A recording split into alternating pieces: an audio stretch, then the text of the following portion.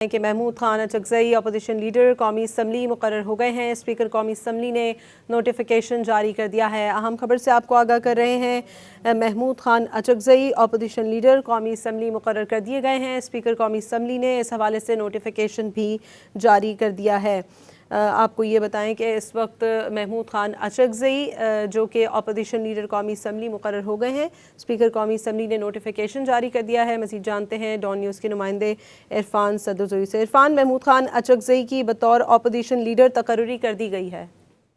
جی بالکل، اب سے کچھ دیر پہلے بیرسٹر گور جو اسپیکر چیمبر میں موجود تھے، عامر ڈوگر کو اسپیکر نے بلایا تھا لیکن وہ نہیں آ سکے۔ ان کی جگہ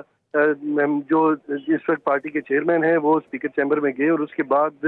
انہیں بیرسٹر گور کو وہ نوٹیفیکیشن اسپیکر نے دیا اور انہوں نے باہر آ کے میڈیا کو بتایا کہ بالآخر اسپیکر قومی اسمبلی سردار ایاز صادق نے محمود خان اچکزئی کی بحیثیت اپوزیشن لیڈر قومی اسمبلی میں تقرری کا جو نوٹیفیکیشن ہے وہ جاری کر دیا ہے۔ اور یہ نوٹیفیکیشن گزشتہ روز ہونا تھا جو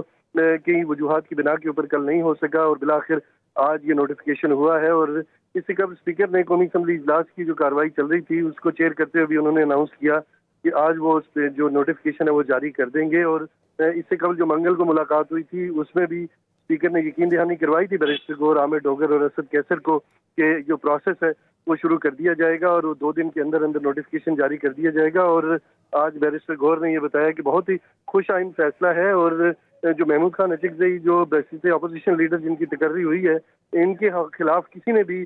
کاغذات نامزدگی جمع نہیں کروائے اور یہ صرف واحد رکن قومی اسمبلی اور پاکستان تحریک انصاف کی جانب سے نامزد کردہ جو رکن تھے ان کے خلاف کسی نے کاغذات نامزدگی جمع نہیں کروائے اور بالآخر جانچ پڑتال کے بعد اسپیکر نے ان کو قائد حزب اختلاف قومی اسمبلی میں اناؤنس کر دیا ہے۔ ٹھیک ہے عرفان، آپ سمجھتے ہیں کہ نوٹیفیکیشن جمہوری اور آئینی تقاضوں کے مطابق ہے اور اپوزیشن کی قیادت سنبھالنے کے بعد محمود خان اچکزئی کی ترجیحات کیا ہوں گی؟ دیکھیے بالکل قانون آئین کی پاسداری کی گئی ہے، اگرچہ اس میں کچھ تاخیر ہوئی ہے لیکن محمود خان اچکزئی کی ماضی کی کچھ تقاریر دیکھیے اور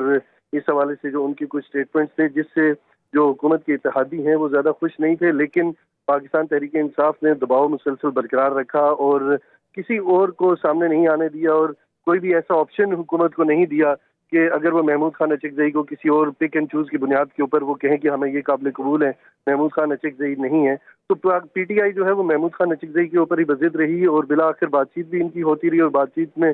پی ٹی آئی جو ہے وہ حکومت کو قائل کرنے میں کامیاب ہو گئی ہے اور کافی عرصہ جو نشست خالی رہی اس کا بھی دباؤ حکومت کے اوپر آیا کہ ایک ایسا ایوان جہاں پہ اپوزیشن بھی موجود ہے لیکن اپوزیشن کی آواز نہیں ہے، وہاں پہ قائد حزب اختلاف نہیں ہے۔ عمر ایوب 9 مئی کے کیسز میں ڈسکوالیفائی ہوئے، اگست کے بعد سے تقریباً یہ 5واں مہینہ ہے کہ قائد حزب اختلاف نہیں ہے اور دنیا بھی دیکھ رہی ہے، ملک کے اندر بھی لوگ دیکھ رہے ہیں کہ یہاں پہ ٹھیک ہے، اسلام آباد سے ہم عرفان صدرزوئی اپڈیٹ کر رہے تھے، آپ کا بہت شکریہ۔